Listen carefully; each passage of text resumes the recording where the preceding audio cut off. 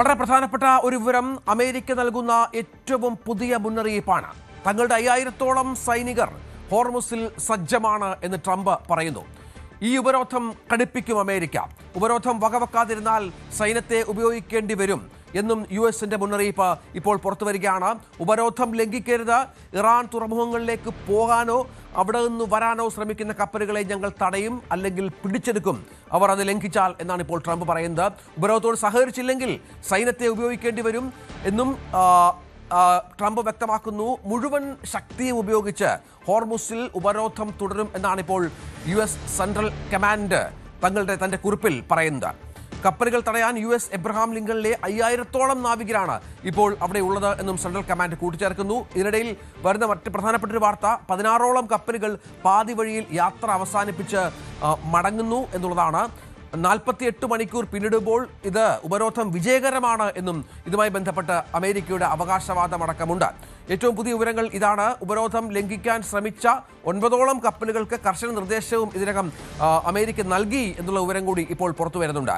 അജയ് സുധാ ബിജു ഏറ്റവും പുതിയ വിവരങ്ങളുമായി ചേരും. അജയ്, ഹോർമുസിലെ ഉപരോധം അമേരിക്കയുടെ പുതിയ തന്ത്രമായി കാണണം ഇറാനെ കുരുക്കാൻ. ഏതെങ്കിലും തരത്തിൽ ഇത് ലോകരാജ്യങ്ങൾക്ക് ഇപ്പോൾ പ്രശ്നമായി തുടങ്ങിയിട്ടുണ്ടോ? ലോകത്തിന്റെ എണ്ണ വ്യാപാര ക്രമത്തെ ഇതിപ്പോൾ ഏത് തരത്തിൽ ബാധിച്ചു കഴിഞ്ഞു?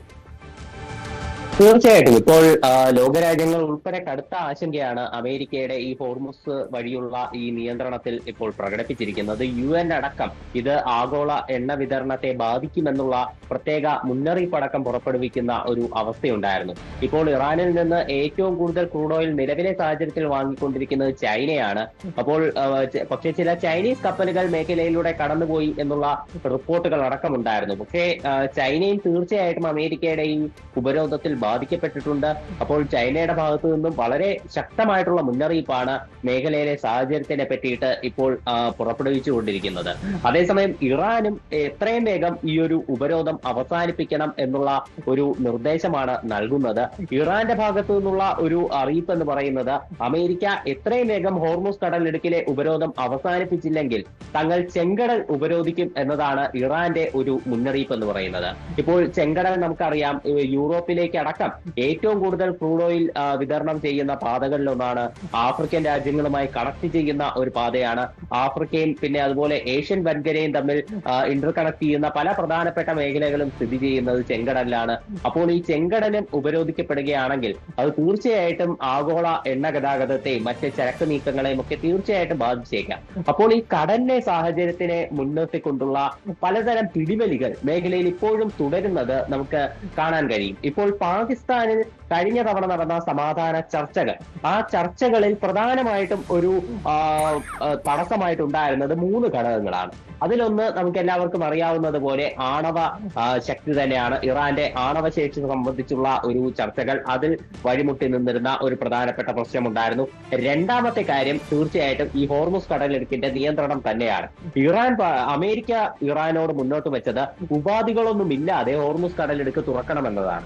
പക്ഷേ ഇറാൻ തീർച്ചയായിട്ടും പറഞ്ഞത് ഈ ഹോർമുസ് കടലിടുക്കിൽ ഇറാന്റെ നിയന്ത്രണം ഉണ്ടാകും. അതായത് IRGC തങ്ങളുടെ പ്രത്യേക ഒരു മാർഗനിർദ്ദേശങ്ങളോടെ ഈ ഹോർമുസ് കടലിടുക്ക് നിയന്ത്രിക്കും. ആ ഒരു നിബന്ധന സമ്മതമാണെങ്കിൽ ഹോർമുസ് കടലിടുക്ക് തുറക്കാം എന്ന ഒരു നിർദ്ദേശം ഇറാൻ മുന്നോട്ട് വെച്ചു. പക്ഷെ അമേരിക്ക ഒരിക്കലും ഈ ഒരു കാര്യവും അംഗീകരിച്ചിരുന്നില്ല. അവരുടെ പ്രധാനപ്പെട്ട കൺസേൺ ആണോ വിഷയം തന്നെയാണ്. പക്ഷെ രണ്ടാമത്തെ ഈ കാര്യവും അമേരിക്ക അംഗീകരിക്കാത്ത ഒരു പശ്ചാത്തലം ഉണ്ടായിരുന്നു. അപ്പോൾ അതിനെ തുടർന്നാണ് ഇറാൻ മുന്നോട്ട് വെച്ച ഈ രണ്ടാമത്തെ പ്രധാനപ്പെട്ട കാര്യം, അത് മുൻനിർത്തിയാണ് അമേരിക്ക ഇപ്പോൾ ഇറാനെ കൂടുതൽ സമ്മർദ്ദത്തിലാക്കാൻ നോക്കുന്നത്. അമേരിക്ക പക്ഷെ പറഞ്ഞിട്ടുള്ളത് ഈ മേഖലയിലൂടെ കടന്നു പോകുന്ന എല്ലാ കപ്പലുകളെയും തങ്ങൾ ഉപരോധിക്കില്ല, ഇറാനിയൻ തുറമുഖങ്ങളിലേക്ക് വരുന്ന കപ്പലുകളെയും അതുപോലെ ഇറാനിൽ നിന്ന് തിരിച്ചു പോകുന്ന കപ്പലുകളെയും മാത്രമാകും ഉപരോധിക്കുക എന്നാണ് US പറഞ്ഞത്. പക്ഷേ ഈ ഒരു സാഹചര്യം, ഈ പടക്കപ്പലുകളെ ഉൾപ്പെടെ മുൻനിർത്തിക്കൊണ്ടുള്ള USന്റെ ഈ കർശനമായിട്ടുള്ള ഒരു സുരക്ഷാ ഒരു നിയന്ത്രണം എന്ന് പറയുന്നത് അത് തീർച്ചയായിട്ടും മറ്റ് കപ്പലുകളെയും ബാധിച്ചിട്ടുണ്ട്. ഇപ്പോൾ നമ്മൾ റഡാർ കൂടുതൽ വാർത്തകൾക്ക് News 18 കേരളം യൂട്യൂബ് ചാനൽ സബ്സ്ക്രൈബ് ചെയ്യുക.